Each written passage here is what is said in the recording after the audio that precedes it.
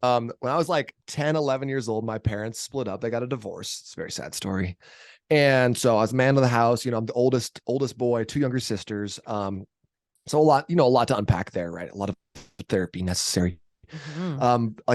And during that time period, I was home by myself. My mom's taking my sisters to school, and someone comes, knocks on my door. I don't recognize him. I don't let him in. He's wearing a hat. I don't know, hat, not into hats. So he comes around the back, and I hear the window break. And I was like, well, I know for a fact that's not a good idea. So I grab a steak knife out of a knife block, and I go hide in my room. I'm 11 years old. I'm hide under the bed. I have this little rinky dink lock that I press on my door. Yeah. And I'm like, and then I hear this dude coming down the hallway, heavy work boots on the hardwood floors, and he bangs on my bedroom door. And I'm like, well, that's it. Guess I'm gonna die here.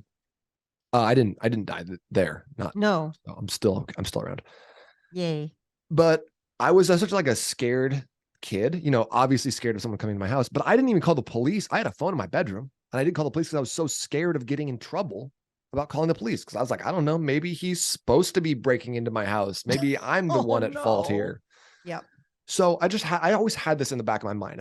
And I think I wouldn't have been able to say it at that point, but the lack of autonomy and and just the powerlessness that I felt in that moment really drove me to be like the person where I'm like, if I have enough tattoos and muscles, no one will ever be able to hurt me ever again.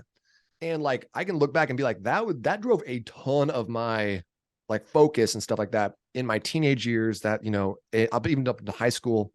I remember a time in high school, this girl came out to me and she was like, Nate, can I see your arms? I was like, talking about these bad boys? Yeah, for sure.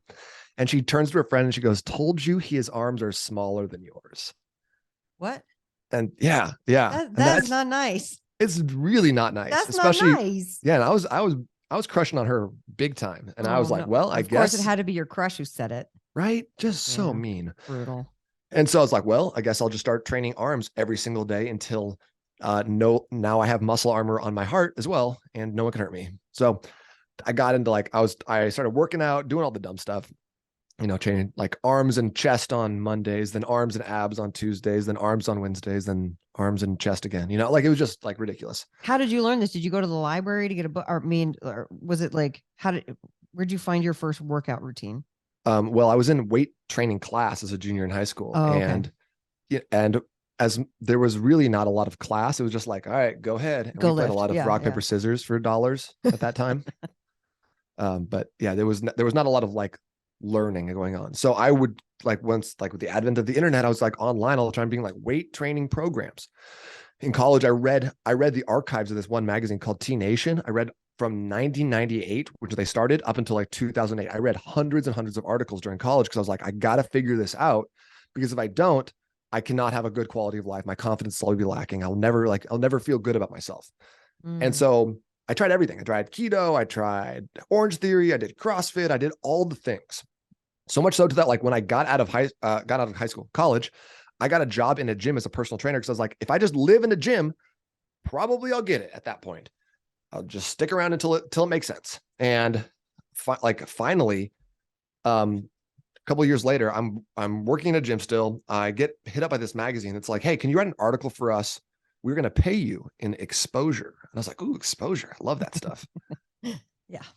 So I was like, do you want it to be muscle building, or do you want it to be fat loss? Because those are the only two topics. And they were like, actually, could we do energy? How do you eat for all day energy? And I was like, that doesn't make any sense, but okay, sure. So I started diving into how old were you at this point?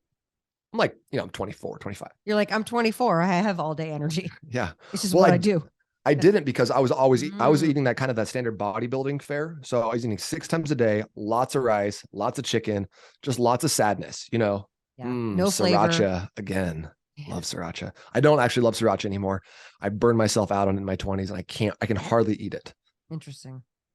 So I dived into some of the research on this. I reached out to some people that I thought were really, really good at nutrition, talking about performance for either for athletes or for just like people who need their mindset or their mental athletes, basically.